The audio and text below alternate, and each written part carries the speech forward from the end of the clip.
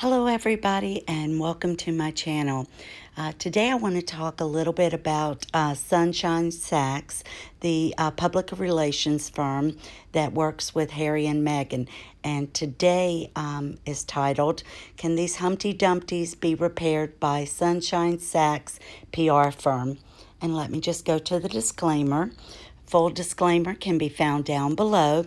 All content was found on a public domain being used under the fair use and fair dealing guidelines. If you'd like to subscribe to my channel, that would be awesome. And you can set the notification bell. All right, let's go back and let's start because we've got a lot to cover. I'm actually getting ready to put out 3 videos. So, excuse me just a second. Let me just go up. Here we go. And I think this is the first one. Oh, I think it's 1 row higher. Okay.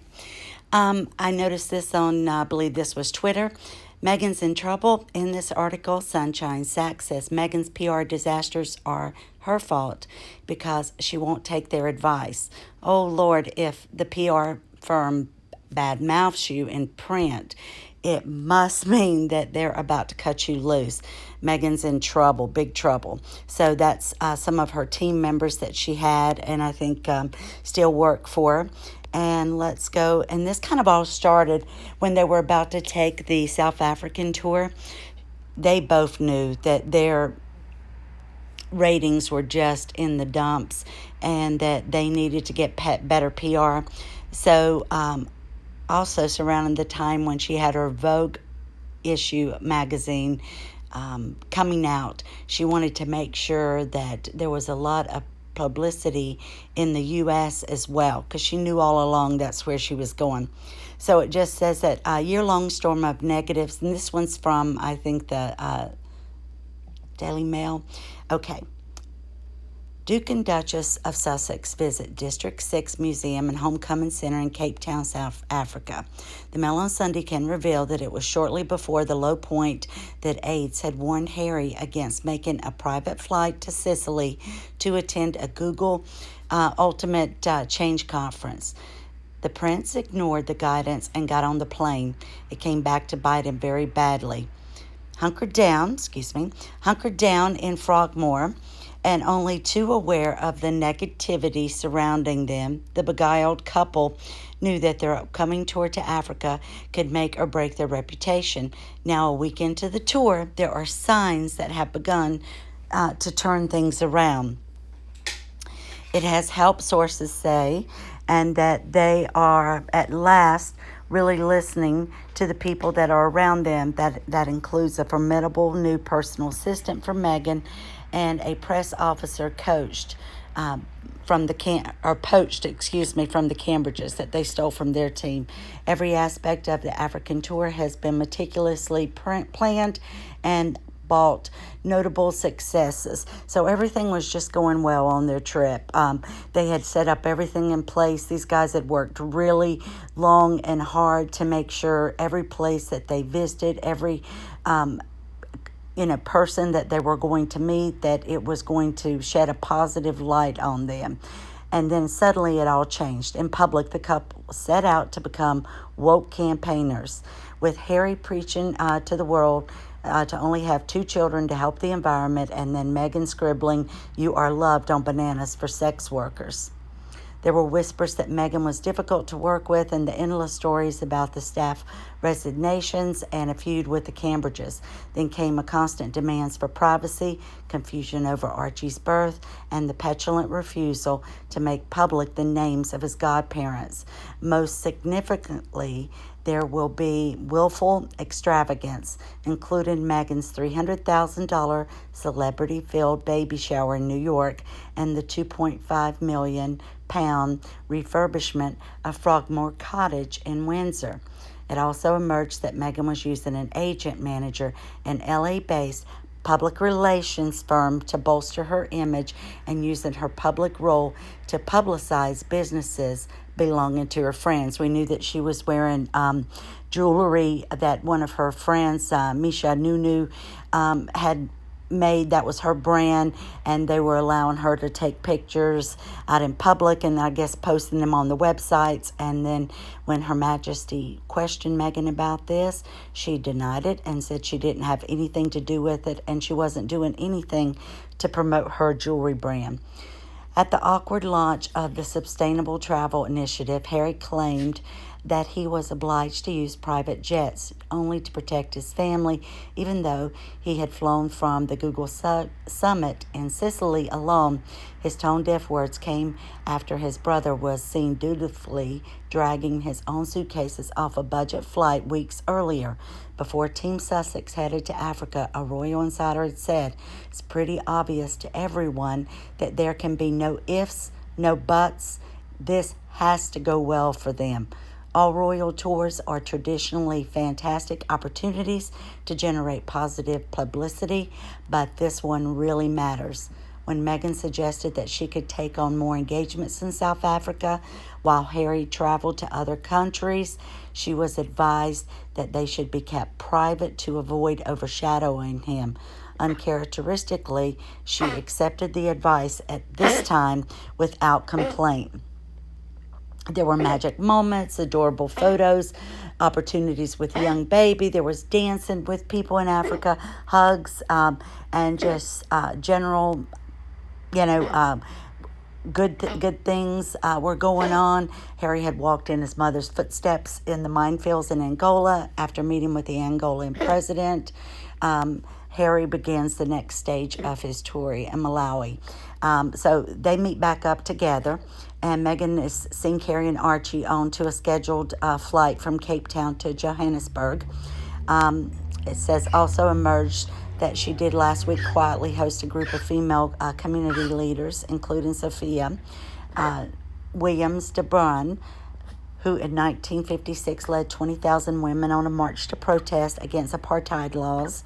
Okay, so everything's going good, and at the bottom it says, according to Dickie Arbiter, who worked as a press secretary for the Queen and Prince Charles for more than a decade, the secret to creating a successful tour was utilizing the particular strengths of the traveling royals. He said, "When I was planning the tours for the Prince of Wales, his interests would be vastly different, not just the environment and development, but also selling." So they kind of cater each of these tours to whichever royals are attending. They want it to highlight them at their best, find things that they feel that they'll have general interest in, and so that everything goes as smoothly as possible. Okay, it just talks about their team. The former White House aide is admired by Harry and Meghan, Sarah Latham, and is fiercely protective of them in dealing with the media. The Sussex have also permanently recruited James Holt, who previously led communications. We know about all this, so I'm going to kind of just skip this. But anyway, so they went on to just make sure everything was perfect, and this was their schedule where they were going. After starting the royal tour together in Cape Town, Prince Harry left his wife and son to visit Botswana, Angola, and Malawi. He will rejoin his family in Johannesburg for the final few days of the trip before they all fly back to London. Excuse me. Yet, despite all the hard work, the African tour has not totally restored the Sussex reputation. The global gaze will not be deflected, and it remains to be seen if aides in Buckingham Palace will be able to work effectively with their brasher American PR cousins and continuing to burnish the couple's image. So they were talking about Sunshine Sachs, the big PR firm, and I think they've got 5 locations: New York, LA, Washington, D.C., and a couple of others. And I'll go over those in a minute. At the end of the day, Meghan is used to being a celebrity life and is not completely willing to give this up, said an insider. That will always be a sticking point. Meghan likes the limelight. She likes to be out there. She likes to speak at the different events. So they want it to be like a traditional royal tour. So they are trying their best to tone down Meghan, get her to listen to their advice, because they've been doing this for a long time. So this was just a couple of people under the article about the PR that said, well, I guess Harry and Meghan are doing their bit for Britain by providing so many PR jobs. They're talking about how large their team is.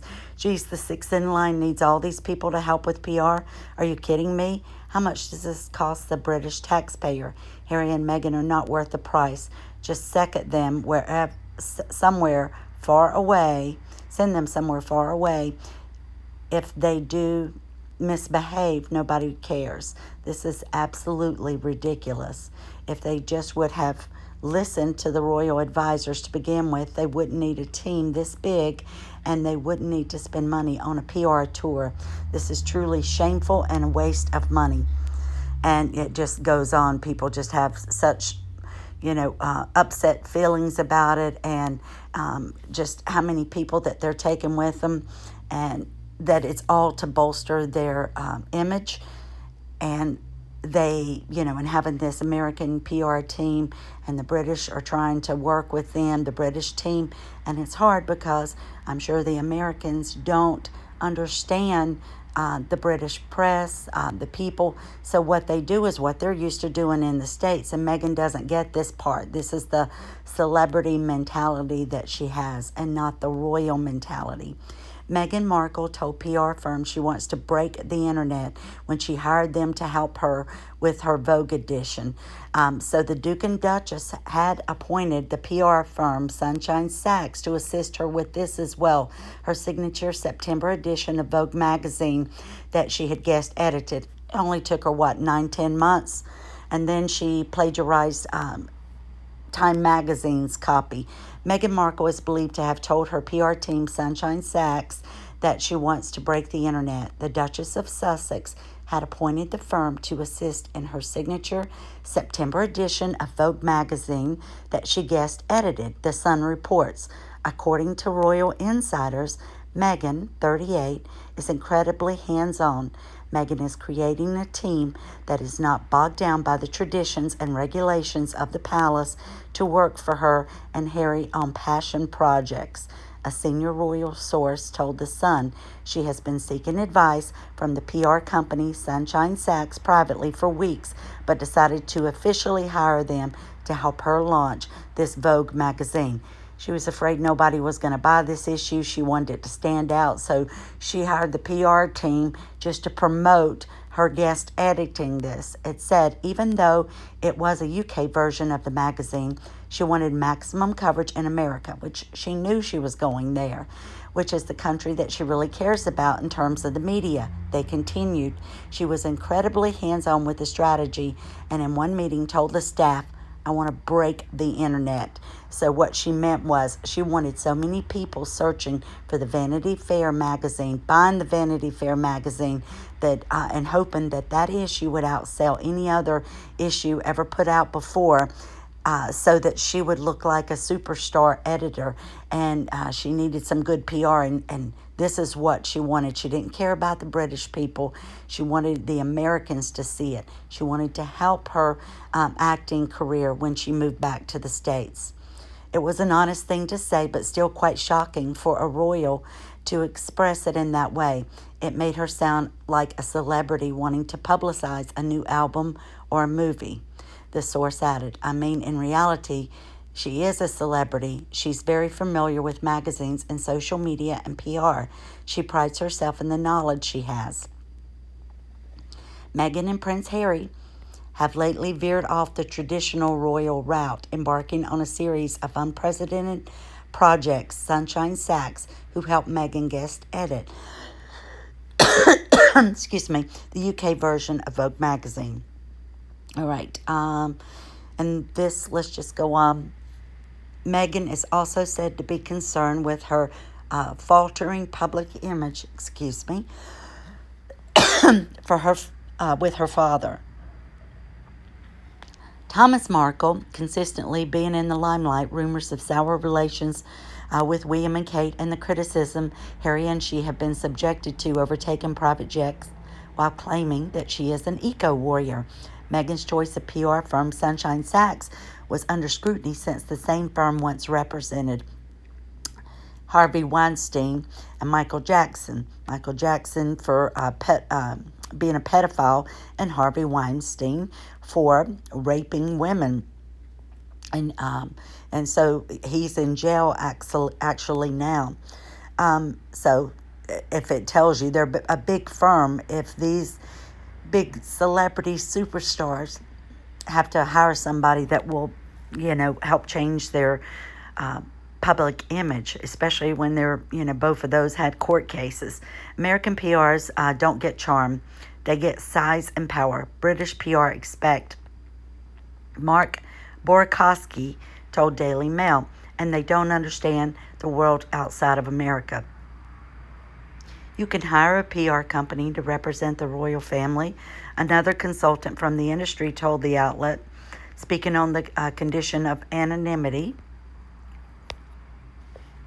Says that's a dangerous precedent to set, though, because there is reason why courtiers and advisors treat members of the royal family differently. They are not celebrities. They are publicly funded official figures with a formal role, they explain, and they need to hear the truth, even if it's not the answer that they want. That's something Harry does not like and Meghan isn't familiar with from her own formal career. Well, she is familiar with it. It's been said over and over that if she doesn't like the advice that's given to her, she just turns her nose up and she walks away. So you can see Sunshine Sachs is in New York, Washington, D.C., Austin, Texas, Atlanta, Georgia, and Los Angeles, California. Okay. And Harry and Meghan pictured at the London premiere of Lion King. We remember that. The agency will look to rehabilitate the image of Meghan following a series of damaging episodes following her marriage to Prince Harry last year, and I'm sure also surrounding the birth of little Archie. This is a picture of Ken Sunshine to the far right, and this is just one of his clients and one of the other members that is on his team. And this just goes on to say, from the Daily Mail, Meghan Markle hires crisis PR firm that once represented Harvey. We talked about that. In a significant break from the royal protocol, the former actress has brought in the New York-based firm from the back of Buckingham Palace's own advisors. So right behind their backs. She didn't tell them she did this, so she was trying to work both sides of the pond. Sunshine Sachs is among the U.S. most prominent crisis management firms, but has been accused of employing dark arts tactics to improve the image of its clients. Like now, they're kind of going after and putting out things allegedly about Lady Colin Campbell, who is writing the book Harry and Meghan, The Real Story, that's coming out in June. So they're trying to make her look or affect her reputation, and so that it will make her look bad for the book. So both she and Prince Harry were roundly criticized for traveling in four private jets. I apologize about the dogs.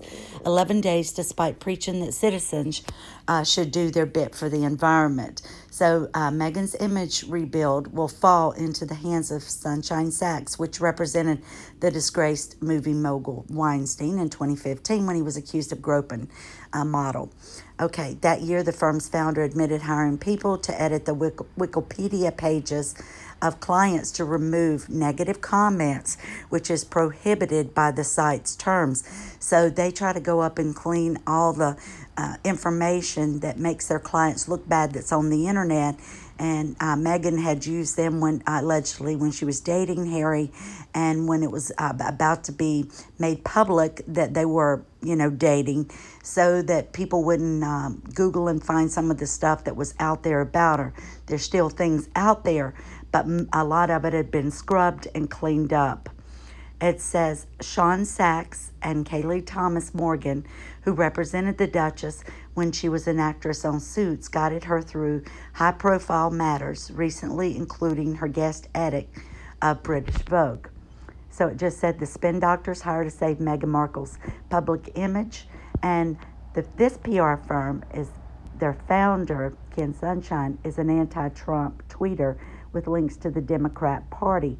They have also represented the Democratic Representative Hillary Clinton when she was running for president, and has been a lifelong Democrat. So you get all of these same people who are tied into the PR firms and the other people that are supposedly out there helping them.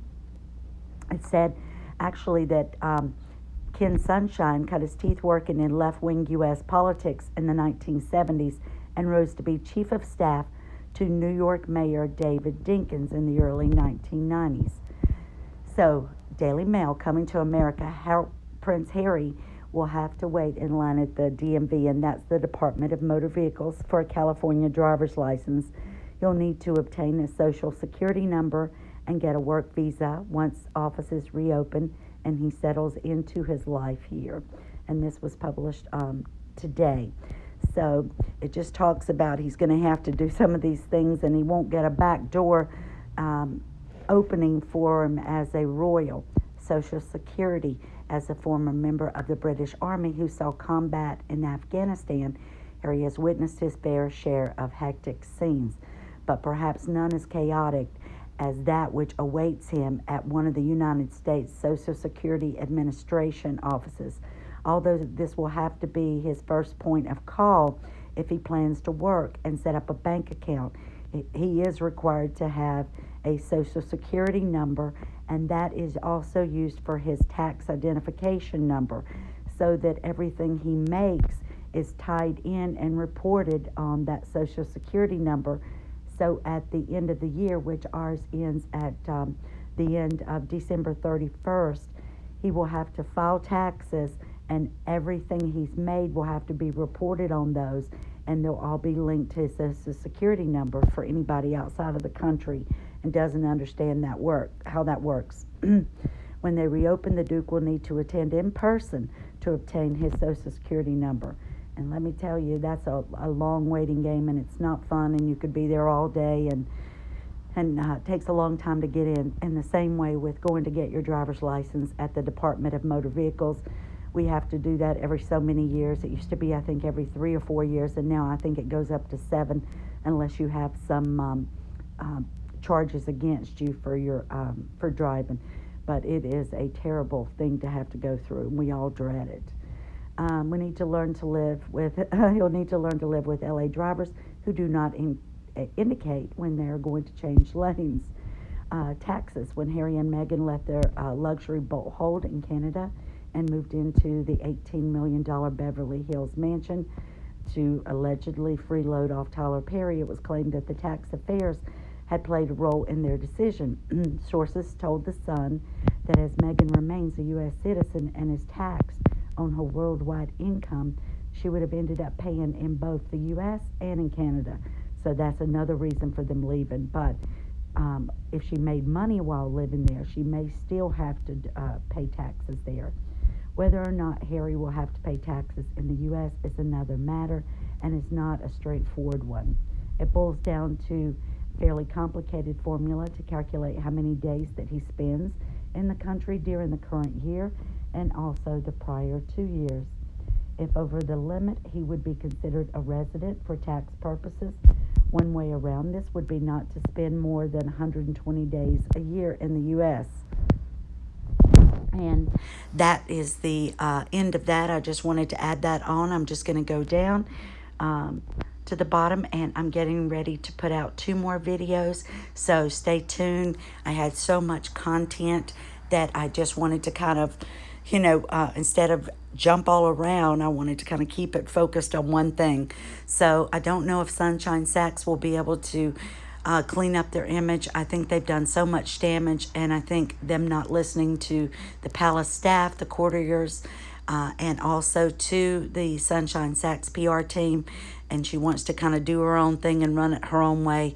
She will continue to make these mistakes, but I guess she is not willing to take people's advice, and that's a big downfall of Meghan's.